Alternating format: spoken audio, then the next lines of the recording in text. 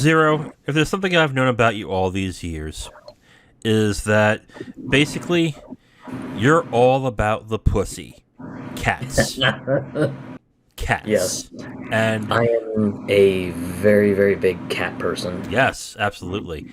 And like all sickos who are into cats, well, not into, I mean, you prefer cats to dogs, which, that's cool, I guess. But, dogs are objectively better, but I will forgive you for this. You were excited by the announcement and now the subsequent release of Stray, which came out on PS5 and PC this past week. You bought it, and I believe you bought it on PC and beat it on your Steam Deck, I'm going to guess, right? Yeah. Okay. I had bought it mostly because I just wanted a sort of major release title to kind of mess around on my Steam Deck, especially since I had just gotten it in just recently. So I wanted to kind of have something to put the Steam Deck to its limit and everything. And for anyone who has not yet received their Steam Deck, I'm going to give you a pro tip right now. Do yourself a favor, and in the power menu, there is a power management option for enabling the old fan profile. If you're going to be playing AAA and some of the minor level releases like from Annapurna and things like that, turn off the new fan profile, because the new fan profile, it makes the Steam Deck quieter, but at the cost of the console heating up. And I got to find this out the hard way in Stray, because once the system hit the thermal throttling limit, I went from 60 frames per second to a just absolutely show-stopping 15 frames per second from the thermal throttling. So, wow. Yeah, just if you're gonna play something like Stray or anything just real big label on the Steam Deck, make sure to turn off the new fan profile and just go with the old one. Yeah, it's going to be a little noisy, but your console's not going to thermal throttle. Yeah, Jesus Christ. Okay, well, that's good to know. From what I know, Stray is a short game. I'm guessing it's more like a puzzle-solving environmental game. Am I right on that?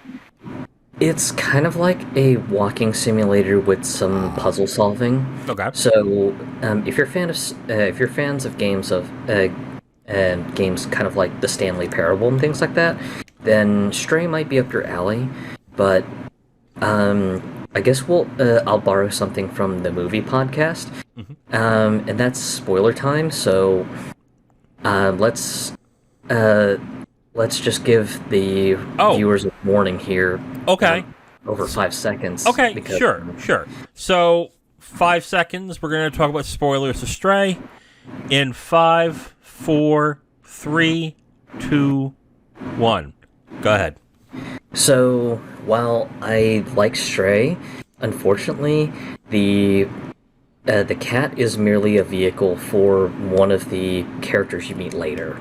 Okay. And it's a little unfortunate because the cat is very adorable, and the fact that they put so much work and so much effort into doing really accurate motion capture for the main cat character, it's just so amazing. But at the same time, it was just kind of one of those things when you sort of realize, wow, just the cat is merely just the vehicle for B12, the main character of Stray, to sort of work their way to reaching the outside world and everything. Well, that's not new, really, in game, especially walking simulators.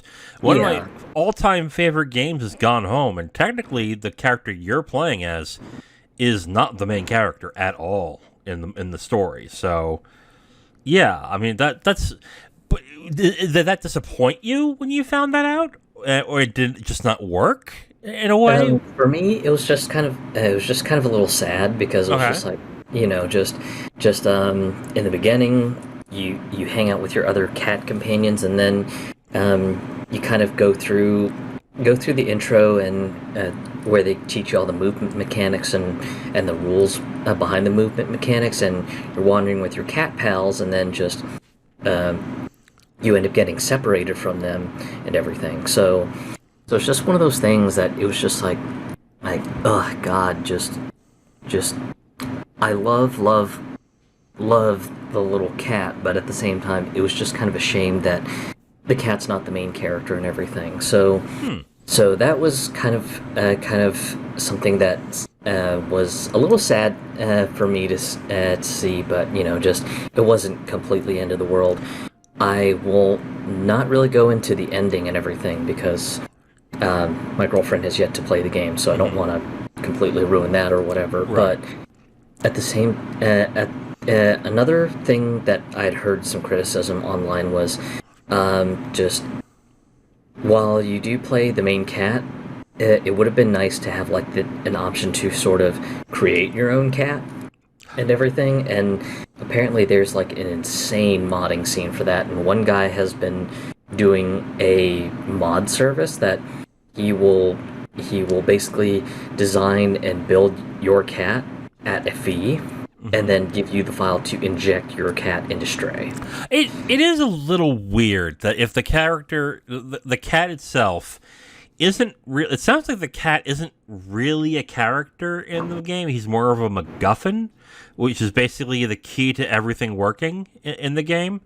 So if that's the case, I don't know. Like, I think you're right on that. They should have at least made it so you can change the color of the cat or anything. But I'm wondering if there was, well, if the modders are doing it with no problem, I guess there shouldn't be a problem with it. But I'm wondering if in the middle of production when they made that choice, maybe there was an issue with doing that, or they just thought that the cat and its color that they made clashed well with the environment. Maybe that's the issue. Because if you have an all black cat, and let's say you are in a shadowy area, that might interfere with knowing where your cat is at some point when you're in a shadowy area. Yeah, and that's a fair concern too. Okay. So yeah, that's something that I would definitely concede to as well too. Okay. Though I know for me, it just kind of got me thinking. I was just like, it would have been kind of nice to have my 3-year-old cat being transposed into the game and everything, but at the same time, I was just like, now that I think of it, in some of these shadowy areas, I'm just like, I don't think I'd be able to see him, and I'd probably end up going, where the fuck did my cat go? Yeah. I mean, but I do get your point, though. If the cat and its color and just the way it looks really doesn't matter in the context of the game itself, then they should allow you to at least customize it so you can get attached to the cat and to your character as much as possible. That's how Skyrim kind of works in a way. Even though you don't hear your character talk, you don't even see your character anymore after you build it. But because you built it, you have an attachment to it. And it might be a tenuous attachment, but it's an attachment nonetheless. So that would just make sense in that point. But I can't understand why they wouldn't do that. Yeah, but I would say overall, if you're into walking simulators, then Stray might be worth your $30 if you're someone who would rather play it on PC. It is free on PlayStation Plus if you are on the extra or premium tier. So that's something to take in mind. So if you're one of those who really isn't into walking simulators, either find a friend who has a PS5 and is willing to let you log in and sit down for about 5 or 6 hours and play Stray on their PS5, or hope that you have a friend who might have it on PC, on Steam, and may be willing to let you log in to their profile and family library share the game over. See, okay. As much as I absolutely adore Gone Home, I only paid $10 for it, and I thought that was perfect for when I bought it, and it was $20, and I thought $20 was too much. $30 for Stray, which is gonna be what you said, a 4 to 6 hour game that is with some puzzle solving, but there's really no replay value afterwards. Man, that's a tough ask for $30. Yeah, and that's something I forgot to mention. Okay. There are some combat sequences in the game. They feel very stilted, and they sort of muck with the rhythm of the game. Hmm. I mean, I get why they're in the game and everything. They're supposed to be the moments of tension and everything, but at the same time, just I guess for lack of a better way of putting it, it just doesn't feel right. If you get what I mean. I think I do. Is it just because you're doing more puzzle solving in the game? It just feels out of place. Yeah, I mean, Okay. most of the game is literally just puzzle solving, talking with some of the residents of the slums and stuff like that. So it's more just you're trying to put the pieces to the puzzle and find out how to get to the end of the game and everything. But yeah, just there are a few moments where they have you running away from uh,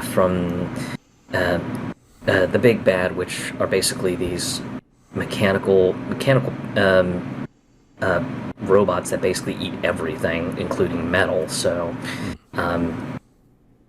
yeah, you have some moments where you have to run away with them before a certain pivotal sequence happens.